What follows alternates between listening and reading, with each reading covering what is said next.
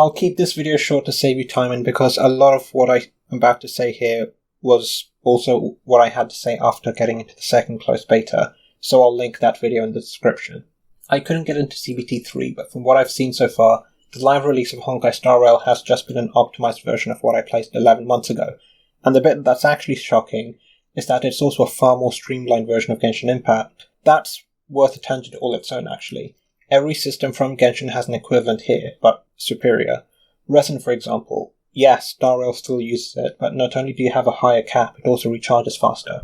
So while there's still a cap to keep you from overworking yourself, or, getting too far too fast, you'll always have enough resources to do some form of grinding unless you just got finished doing it. Artifacts are back too.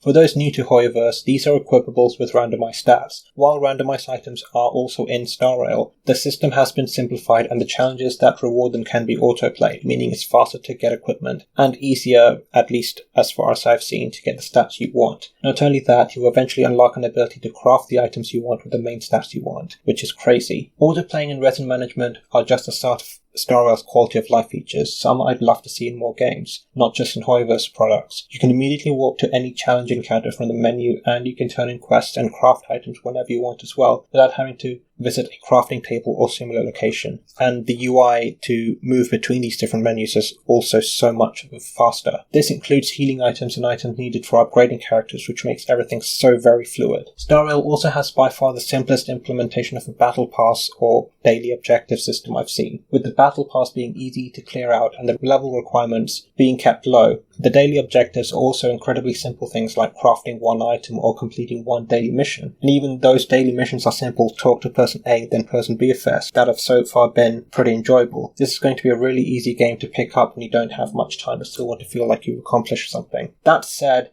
I think the level gating is worse than in Genshin. For those who don't know, at certain points in the story you won't be able to progress until you reach a certain account level, done by clearing quests, opening treasure chests, and stuff like that. In Genshin, this could hold you up for maybe a day between story arcs, but you usually had enough to do to bridge the gap easily enough. I think Star Rail raised the caps because grinding is easier, but overtuned that level progression too much, leaving some much wider gulfs between when you can pick up different points of the main story. I wish this had been handled better, or better yet, that this requirement curve is flattened in an upcoming patch. Now for the stuff you've probably been waiting for, especially if you're an outsider to HoYoverse. The turn-based gameplay is simple on the surface. Everyone has 2 moves in combat plus an ultimate, and while that may raise skepticism about the game being too simple going in, the combat still flows quite well thanks to the charging mechanic for character skills, and the ability to manipulate turn order with certain abilities and ultimates. In fact, some game modes even test your understanding of how to do this to finish battles with low turn counts, and if you don't like too much combat in turn-based games, thankfully you can just run past most encounters, or strike first in the overworld to get an advantage and make the fight go easier. Most leveling up is done out of combat anyway, so there's not much to lose out from this front either. Characters are divided into one of 7 classes with one of 7 elements, so there's a lot of variance in team building as well. Weapons, as you'd see them in other games, have been replaced with light cones, which are equipables tied only to one's class, so building characters becomes a lot more flexible instead of worrying that character X can't use ideal weapon Y with an effect they'd like because it's the wrong type. This also means the characters' fighting styles can be visually diverse too. No more being restrained to fixed weapon types. Anyone can use whatever they want to fight with, and combined with the fact that turn-based attacks don't need to worry about animation cycles and the like, everyone's moves become much more fun to watch as a result. The story is just the sort of large-scale epic you'd expect from HoYoverse. This I can't say much of since each planet you visit has a mostly self-contained story, but what I've seen so far makes me very optimistic for the future. Though be warned that the plot of the 3rd region takes a detour in the middle that serves to flesh out the world more, but feels weird in the moment. Even I, as someone who's interested in HoYoverse's world building, felt that entire subplot felt out of place, so watch out for that. Credit also goes to the great voice direction and acting across all 4 languages. Everyone sounds perfect and puts so much emotion and nuance in their roles. They're really a delight for the ears, and everyone is cast perfectly as well. A few of the Chinese terms and names are a little mispronounced at times once you get to the region based on China, but unless you're a real stickler for that sort of thing, I don't think it will ruin the experience for you. Besides, most of those issues come from foreigners to that region, so it makes a funny sort of sense. The side quests have been great too, and to be honest, I'm stunned by how many of them are just straight up heartbreaking. There's a lot of misery to go around in deep space, it seems. But the writing outside of the misery is very self-aware and comedic, which makes sense in a way. This is HoYoverse's 6th title and their 3rd to see widespread attention after Honkai Impact 3rd and Genshin Impact. They know many players come from their other products, so it's nice to see such fourth wall breaks. But the biggest change in terms of writing is the main character. I made a separate video about them, which I'll also link if I remember to, but the Trailblazer is such a breath of fresh air as far as silent protagonists go, insofar as they're only silent when dialogue options are involved. Otherwise, they talk to themselves or narrate small plot points to the player. Really, they've spoken more to me in 1 week than Ether from Genshin has since it came out. And they're also the best character in Star Rail. Sorry, Aster. Part of this is down to the humour in Star Rail's item descriptions and the like, but the characters themselves are just plain hilarious, with every dialogue option having at least one sarcastic response, with several interactions revolving entirely around them being a complete weirdo in the best way. Again, I've made videos about their obsession with trash cans. Basically, to use another Genshin comparison, the main character there usually has one joke dialogue option in every major quest line, but that's the Trailblazer's default state of being. Unfortunately, they're the only character whose English VA is still uncredited at this moment, and I hope they get to announce themselves soon. They get a ton of focus and story and a bunch of genuinely cool scenes, some great combat animations, and they're overall just really interesting, helped again by their actors. From a meta sense, I appreciate both genders being given focus in the marketing too, compared to Genshin, which only ever focuses on Ether. Granted, things are still a bit lopsided. Only Kalis is used for the important trailers, while Stel is reserved for comedic ones and primal art, but considering how many people seem to have chosen Stel, I have to wonder if that'll change in the future, or if we'll at least see a mix of both of them in both kinds of promo material going forward. So yeah, that's my quick 1 week review of Star Rail. Maybe I'll grow to hate this after some time once I start grinding in earnest, but for now I'm really happy with what we have and I'm eager to see how HoYoverse takes things from here. I'd also like to see some of these quality of life features go back into Genshin if possible. Star Rail really does seem to be a mashup of the best parts of both that and Honkai Impact 3rd, all converted to a turn-based title instead, and I really couldn't be happier. Please comment your own thoughts on Star Rail and subscribe for more content, along with lore analyses and general literary/analysis videos. Until next time, may this journey lead us starward, and as always, have a great day.